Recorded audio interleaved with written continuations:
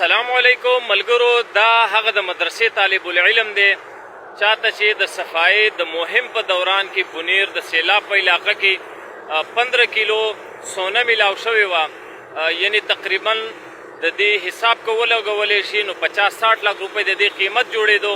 تاسو ټولو ته پته ده، هغې بیا مالک ته حواله کړه او د هغې په بدله کې بیا د جمعیت علما اسلام د یو مفتی صاحب د طرفه دته 10,000 روپۍ انعام ورکړی شوی او بیا د مفتی فضل غفور صاحب چې د جمعیت علما اسلام د بنیر امیر دی هغه د طرفه ورته انعام ورکړی شوی او دغسې نورو بعضو کسانو م انعام ورکړی.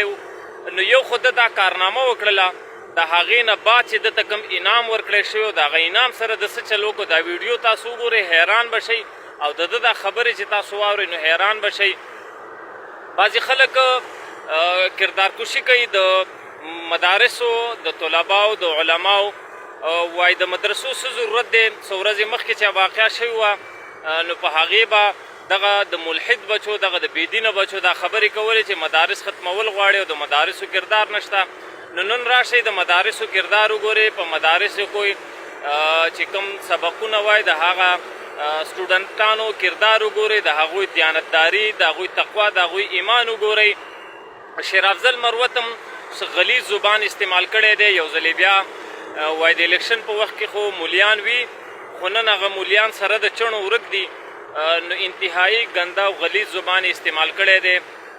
نو که دا حالات په سوشل میډیا هر سړی د قوم بچې دا حالات ویني چې د مدارسو د طلباو د علماو د انصار الاسلام د دوی نه علاوه بل هیڅوک نشته چې هلته په امدادي سرګرمیانو کې لګیا وي. خو د هغې باوجود لکه څنګه چې په لاندینۍ سترګه باندې ړوند دی شیر افضل مروت مولا دی، په دې برنو سترګو باندې مړون کې چې دا حالات دته نه ښکاري او دا نه ویني او د مفتی فضل غفور صاحب د دغه خو ته ښه نه وایي، اپریشیټ کوي نه.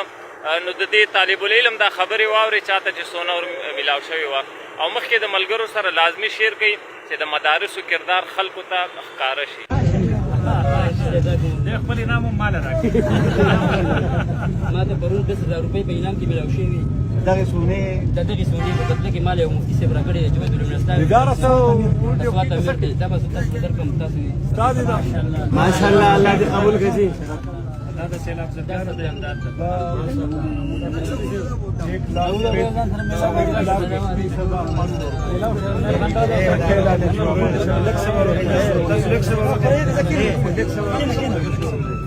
یو ملګري دې ته انعام ورکړو د ذاتي استعمال. ډېره مهرباني. یقینا چې معاشره کې داسې خلک موجود دي نو دا معاشره چې دا به انشاءالله دا سیلاب زدګان چې دي دوی به ډېر په خیر او عافیت سره چې کوم دغه خپل آباد کورونو ته انشاءالله دوباره به چې کوم دي زلستونې سونې امانتن واپس کړله. 10,000 روپۍ انعام کې ورته ملاو شوی، هغې هم سیلاب زدګانو له ورکړه.